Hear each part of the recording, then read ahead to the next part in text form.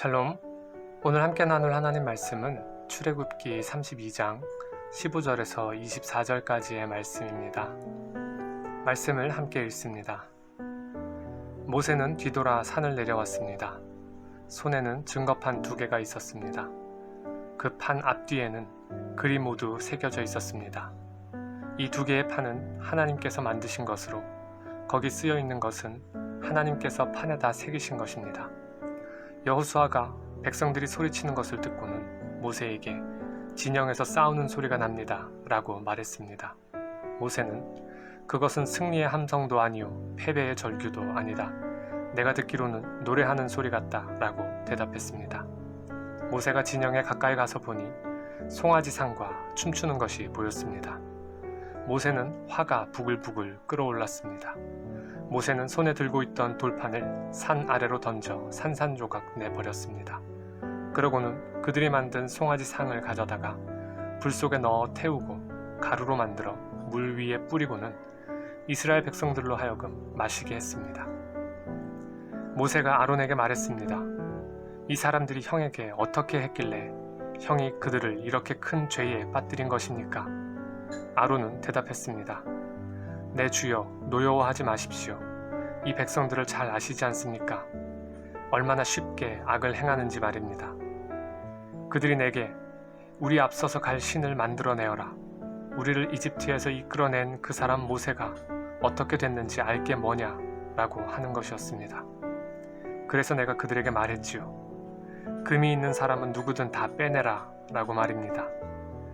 그러자 그들이 내게 금을 가져왔고 내가 그것을 불 속에 던져 넣었더니 이 송아지가 나온 것입니다. 아멘.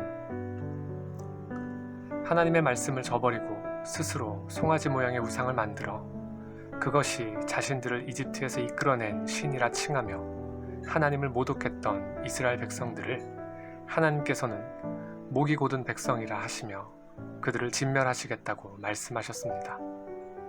그러나 그때 모세는 하나님의 은혜를 구하며 간구했습니다.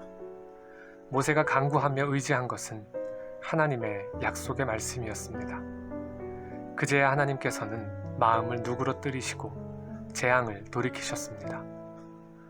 어떤 상황에서든 하나님을 향한 우리의 간구는 결코 단순히 우리의 원하는 바를 관철시키기 위함이거나 급박한 상황을 모면할 수 있을 거라는 얄팍한 기대로 말미암을 수 없습니다. 그것은 간구가 아닙니다. 하나님을 향해 간절히 구하는 기도는 철저하게 하나님의 말씀에 근거한 기도여야 합니다. 하지만 이 부분에서도 우리가 오해하지 말아야 할 것이 있습니다. 우리가 설사 하나님의 말씀에 의지하여 바르게 구했다 할지라도 그것이 내 방식대로의 하나님의 응답을 강제할 수 있는 근거는 결코 될 수 없다는 사실입니다. 그저 우리가 바랄 수 있는 것은 하나님의 긍휼 뿐이라는 것을, 그러나 그 바람 역시도 하나님의 말씀에 의지하는 것이 아니고서는 절대 불가능하다는 것을 기억하십시오. 산을 내려가라는 하나님의 말씀에 모세는 하나님께서 친히 새겨주신 증거판 2개를 가지고 내려왔습니다. 그러나 그가 본 것은 송아지상 앞에서 축제를 벌이는 가증한 모습이었습니다.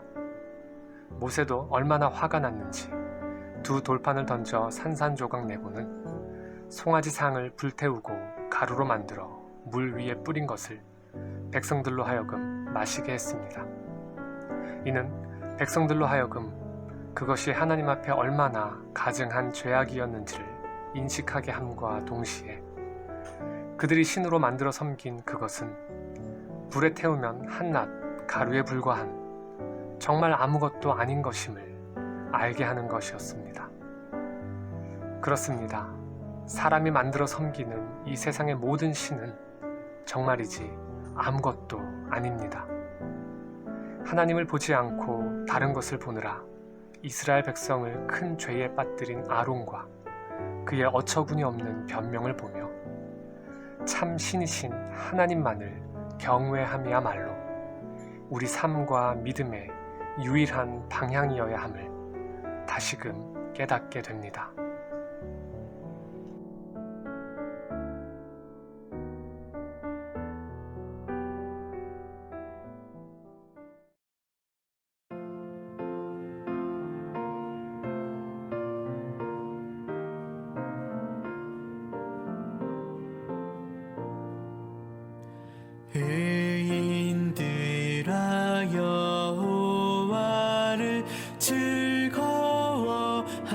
찬송할지라 수금으로 찬송하며 감사할지어다 새 노래로 노래하며 즐거이 외치라 주 말씀은 정직하며 진실하시도다